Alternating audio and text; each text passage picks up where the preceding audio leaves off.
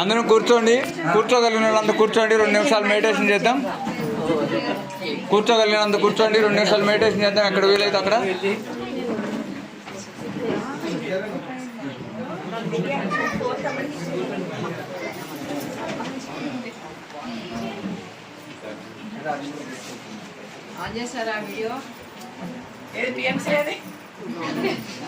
PMC ఉంది.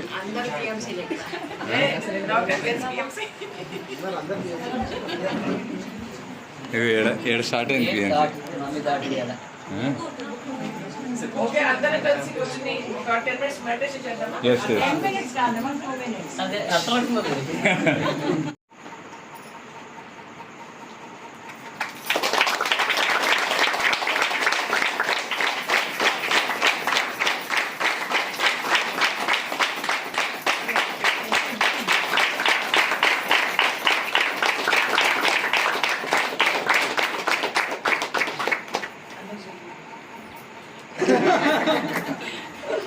అట్లా ఉండాలి. ఓకే,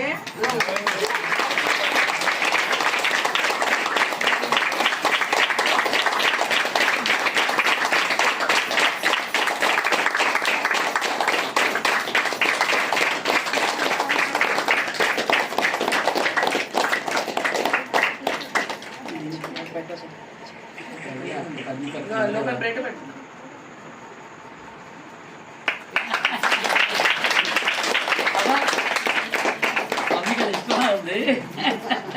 ఎంత బాగుంది కదా ఇది. మమ్మీ మీకే చాక్లెట్ చాక్లెట్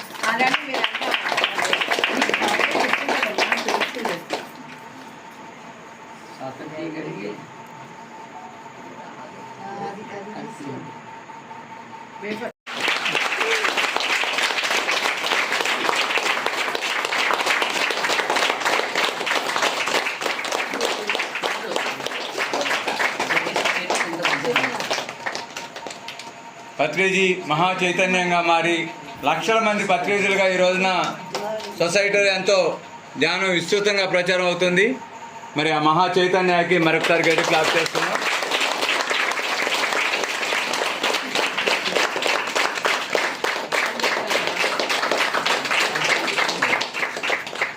పిఎస్ఎస్ మూమెంట్ని ఎంతో విస్తృతంగా స్ప్రెడ్ అవ్వడానికి మరి పూర్తి బాధ్యత తీసుకున్న అమ్మకి, పత్రి అమ్మకి ఒకసారి గట్టి క్లాస్ చేద్దాం.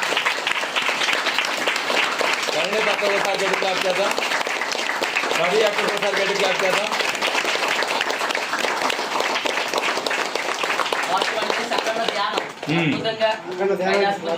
41 రోజులు అఖండ ధ్యానానికి ఒకసారి గట్టి క్లాస్ చేద్దాం.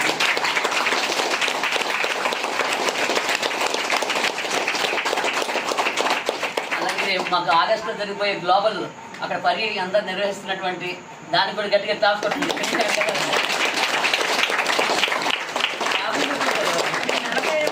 ఇక్కడ నుండి పరిణత పత్రి మేడం ఇక్కడ ఉండి ఎంత గొప్పగా చేయించినందుకు చాలా గొప్ప విషయం. చాలా చక్కగా ఉండిపోయి ఇంత మధురమైన ఈ క్షణాలని మన ద్వారా జరుపుకునే అవకాశం మనకి, ఆ భాగ్యం కలిగినందుకు మనందరికీ ఒకసారి గడిపారు.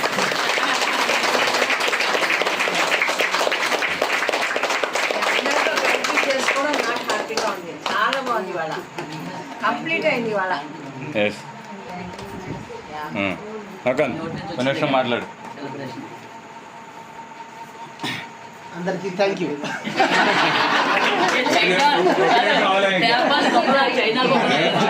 ఒక నిమిషం అవ్వలేదన్న. చాలా హ్యాపీగా ఉంది. పత్రి సార్ చెప్పింది నిజంగా చెప్పాలంటే సార్ చెప్పింది 100% ఆచరిస్తే బ్రహ్మర్షి కాదు ఏమవుతుందో తెలియదు, కానీ 10% ఆచరిస్తే చాలు సార్ చెప్పిన దాంట్లో మనం ఎక్కడికో వెళ్తాం. కాబట్టి మ్యాక్సిమం మనందరం సార్ చెప్పింది నిజంగా చెప్పాలంటే ఇప్పటికీ నాకు సార్ చెప్పింది ఏం అర్థమవుతలేదు. ఎందుకంటే నేను ఆ స్థాయిలో లేను కాబట్టి ఇంకా అర్థం చేసుకునే ప్రయత్నంలోనే ఉన్నాము. మనం అనుకుంటాం సార్ చెప్పింది మాకు అంత అర్థమైపోతుందంటే అది భ్రమ, అది ఖచ్చితంగా. ఎందుకంటే మనం ఇంకా ఆ స్థాయిలో ఎదగలేదు.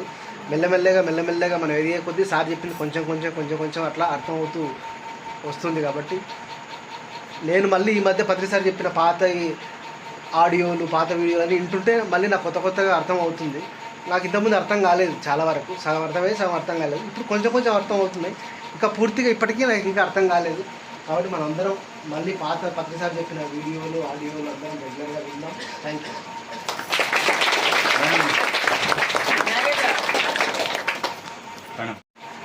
పత్రిసారి చెప్పినటువంటి 10% అక్కర్లేదండి, 1% ఆచరిస్తే ఆ మహాత్ముతో నడియాడే ఒక నారాయణతో నడిచినట్టుగా ఈ భూమి మీద నడిచామంటే చరిత్రలోని పిరమిడ్ యుగం అనేది మనకి ఇంతకుముందు క్రీస్తు శకం అని చెప్పేలా చెప్పారో ఈ పిరమిడ్ యుగం పత్రిజీ యుగం అనేది ఈ భూమి మీద ఆకలి ఏదైతే ఉందో అంతవరకు కూడా ఎత్తున ఉంటుంది. మన తర్వాత నెక్స్ట్ జనరేషన్ వచ్చే వాళ్ళకి ఎన్నెన్నో ఆస్తులు పంచేవాళ్ళం కాదు, ఆధ్యాత్మిక విలువలు పంచేవాళ్ళు. మనం నెక్స్ట్ యువత అంతా రావాలి, అన్ని పరంగా రావాలి. దాంట్లో భాగంగా ధ్యానము జగత్ అంటున్నాం, శాకాహార జగత్ అంటున్నాం, పిరమిడ్ జగత్ అంటున్నాం. ఇక్కడితో ఆగిపోకండి, 4వ పిల్లర్ కూడా ఉంది, పిరమిడ్ పార్టీ ఆఫ్ ఇండియా. దానికి యువత అంతా ముందుకు రావాలి. అది అమ్మకు కూడా చాలా నచ్చింది. అంటే ఆధ్యాత్మికతలే పరిపాలన. మనం నుంచుంటే మనం వెళ్తామని కాదు అక్కడ, పార్లమెంట్లోకి దేంట్లోకి అసెంబ్లీకి వెళ్తామని కాదు అక్కడ. ఆధ్యాత్మికతలు సత్యవంతులు మరి యోగ పరంపర ఎంతమంది యోగులు అయితే ఎవరైతే ఉన్నారో వాళ్ళందరూ రావాలి. కాబట్టి ఈరోజు వచ్చారు. కాబట్టి ఈరోజు ప్రపంచం అంతా ఇంత బాగుందంటే ఒక వ్యక్తి మహాశక్తిగా ఇంత ప్రపంచాన్ని సృష్టిస్తే ఆవిడ వెనకాతలు ఉన్న శ్రీ చైతన్యం, దాన్ని ఎప్పుడు మర్చిపోకూడదు. పత్రిసాన్ని ఎంత గౌరవించామో అమ్మను కూడా అంతే గౌరవంతో ఎప్పుడు కూడా అది గుర్తుంచుకోండి. ఇక్కడ వీళ్ళిద్దరిని గౌరవించడం మీ తల్లిదండ్రులు గౌరవించడం కూడా అర్ధనారీ తత్వం. ఈ భూమి మీద స్త్రీ గొప్పతనం పురుషుల గొప్పతనం లేదండి, రెండు ఒకే తత్వం. ఇది ఈ గొప్ప అవకాశం ఈ రోజు ఇక్కడ అందరూ కలుసుకోవడం ఎంతో. ఇది అంతా యువత అనుకుంటే ఏవైనా సెలబ్రేషన్ చేస్తారు, వాళ్ళు అనుకుంటే ఎంత దూరం వెళ్ళి తెచ్చారు చూడండి. ఆ చిన్న మాట అమ్మ అన్నారు అంతే. అక్కడ ఆ మాటకి అంత రెస్పెక్ట్ అంటే అదే ఎప్పటికీ ఉండాలి, ఆ గౌరవం అనేది. Thank you so much. దొన్నెలు ఉన్నాయా? ఇంకా దొన్నెలు ఉన్నాయా? అంటే పత్రికారి ఫోటోలు పెట్టుకుంటేను, పత్రికారి విగ్రహాలు పెడితేను, ఎవ్రీడే పత్రికారిని పొగిడితేను, లేదా ఆయనకి భజన చేస్తేను, లేదా ఆయన దేవుడు చేస్తేను పత్రికారి అర్థమైనట్టు కాదు. దయచేసి ఇది అర్థం చేసుకోవాలి. పత్రికారిని అర్థం చేసుకోవడం అనేది ఎప్పుడైతే జరుగుతుందో ఖచ్చితంగా మీరు కొంత మౌనంగా అవుతారు, కొంత అహింసాపరులు అవుతారు, కొంత ధ్యానులు అవుతారు. సో మీరు పత్రికారిని పొగడకపోయినా పర్లేదు, ఆయన ఫోటోలు పెట్టుకోకపోయినా పర్లేదు, ఆయనను పూజించకపోయినా పర్లేదు, ధ్యానం చేస్తే చాలు. అది పత్రికారు కోరుకునేది. ఆయన ఎప్పుడూ ఆయన్ని మర్యాదలు చేయాలను, లేదా ఆయనకు సత్కారాలు చేయాలను, ఆయనకి ఏదో బిరుదులు కావాలని ఆయన ఏ రోజు కోరుకోలేదు. ఆయన కోరుకున్నది ఒకటే, ఒక దుఃఖంలో ఉన్న మనిషి ధ్యానం చేసి వాడి దుఃఖాన్ని పోట్టుకొని హాయిగా ఉంటే ఆ హాయిని ఆయన చూడాలనుకున్నాడు అంతే.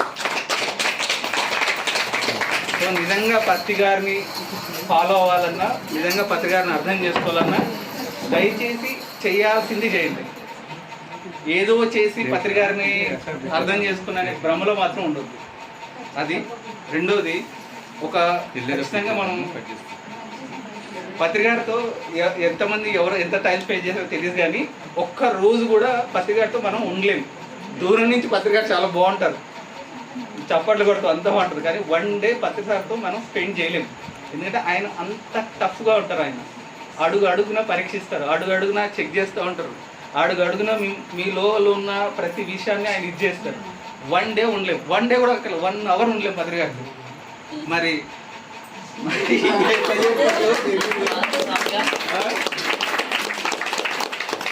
ఎంత ఊరుగా, ఎంత సహనం, ఎంత విజడమ్ ఉంటే మరి అన్ని సంవత్సరాలు పత్రికారితో పాటు జర్నీ చేసి మరి ఇంత పిరమిడ్ సొసైటీ ఇంత పెద్దగా చేయడంలో బయటికి పత్రిసారి మాత్రమే మనకి కనిపిస్తారు. అంటే మనిషి శరీరం బయట కానీ వెన్నెముక ఎప్పుడు కనపడదు, అవునా కదా? సో పత్రి మేడం వెన్నెముక లాంటి వాళ్ళు ఈ మూమెంట్కి. దయచేసి మళ్ళీ చెప్తున్నా, ఇక్కడ నేను పొగడట్లేదు, ఉన్న వాస్తవం ఇది. పత్రి మేడం వెన్నెముకలా కనపడకుండా చాలా చేసుకుంటూ వచ్చారు. ఇక్కడ కూడా మేడంని పొగడాల్సిన అవసరం మనకు లేదు, ఆవిడకి కూడా అది అవసరం లేదు.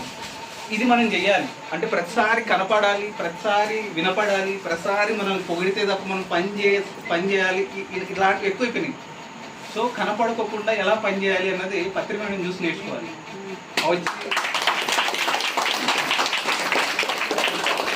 పత్రి గారు 30 సంవత్సరాలు అదే చెప్పారు, నా కాలు ముక్తి ఏం రాదురా నాయన అని. ఇప్పుడు కూడా మళ్ళీ పత్రి మేడం కాలు మీద పడుతున్నారు, ఆవిడ చేయకండి కోసం ప్రయత్నిస్తున్నారు, తప్పేం లేదు. బట్ ఆవిడ ఇబ్బంది పెట్టేలాగా ఏం చేయకూడదు. ఇందాక చెప్పినట్టు ఆవిడ దగ్గర నుంచి నేర్చుకోవాలంటే సహనం. అర్థమైందా? వెన్నెముకలో ఉండి అంటే మనకు కనపడకపోయినా మనకు ఆ ఇంపార్టెన్స్ రాకపోయినా సరే పని చేయడం అన్నది నేర్చుకోవాలి, సాధన చేయడం నేర్చుకోవాలి. మేడం చూస్తే సాధన చేయడం నేర్చుకోవాలి. ఆవిడ ఎంత సాధన చేశారు, అప్పట్లో విపరీతమైన సాధన చేశారు. ప్రతి ప్రశ్నకి ప్రతి సమస్యకి పరిష్కారం ధ్యానం ద్వారానే తెలుసుకున్నారు. సో ఆవిడలాగా మనం ఉండడానికి ప్రయత్నిద్దాం. ఆమెను పొగిడి నెత్తిన పెట్టుకుంటే ఏం రాదు, అది మేడం ముందే చెప్తున్నారు. Thank you.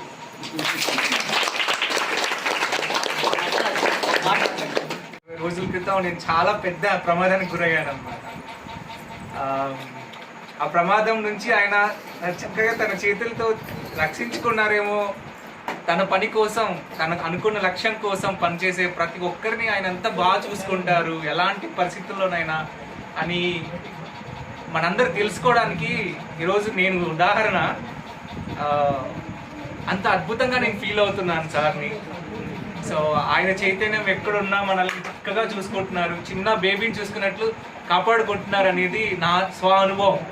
సో భయపడాల్సిన అవసరం లేదు. వీ హ్యావ్ టు డూ, మనం మన పని చేసుకుంటూ వెళ్ళిపోవాల్సిందే, తగ్గేదే లేదు.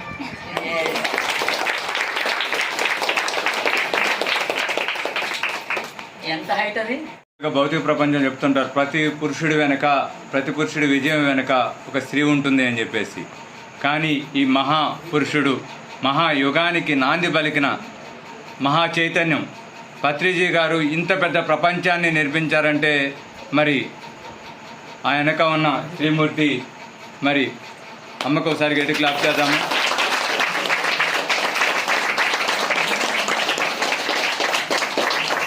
ఆవిడ వెనుకుంటూ సార్ని ప్రోత్సహిస్తూ ప్రతి చోట ఎంతో భరిస్తూ, నాకు వెంకట అన్నట్లు తను ఎంతో సహనంతో ఉంది కాబట్టి ఈ రోజున మనందరికీ ఇంత అద్భుతమైన జీవితాలు వచ్చినాయి. ఎక్కడ పత్రి సార్ని వెనక్కి పెట్టుకుని లాగినా కూడా మనందరం అద్భుతాలను మిస్ అయ్యేవాళ్ళం. మన ఈ అద్భుతమైన జీవితాన్ని మనం కోల్పోయేవాళ్ళం. ఈ రోజున మనందరి జీవితాల్లో ఆ అద్భుతమైన అవకాశం మనకు కలిగింది అంటే ప్రత్యక్షంగా పత్రి సార్ కారణం అయితే పరోక్షంగా పత్రి అమ్మ కారణము. మరి ఈ సందర్భంగా పత్రి అమ్మకి మనం అందరం కూడా కృతజ్ఞతలు తెలియచేయాలి. మనందరము పత్రి సార్ లక్ష్యాలు ఏవైతున్నాయో అదే లక్ష్యాలుగా మనమందరం ముందుకెళ్ళాలి. ఈ యొక్క ప్రపంచం అంతా కూడా ధ్యాన జగత్ అయి తీరాలి, శాకాహార జగత్ అయి తీరాలి, పిరమిడ్ జగత్ అయి తీరాలి. వాటన్నిటికీ మనమందరం భాగస్వామ్యం తీసుకోవాలి. ఈ రోజున పత్రి సార్ని స్మృతి స్మరణ వేడుకల్లో మనం స్మృతించుకోవాల్సిన ఇదే విషయం. ఆయన ఏం చెప్పారనేది రిపీటెడ్గా ఇందాక నవకాంత్ గారు అన్నట్లు మనం ఒకసారి అంటే ఇప్పుడున్న అవగాహనలో మనకు ఒక రకంగా అర్థమవుతుంది, రేపు అవగాహన మారిపోతుంది, మళ్ళీ రేపు ఇంకో రకంగా అర్థమవుతుంది. ఎప్పటికప్పుడు కూడా సార్ చెప్పిన అనంతమైన జ్ఞానం అనేది వింటూనే ఉంటాము. వింటున్నది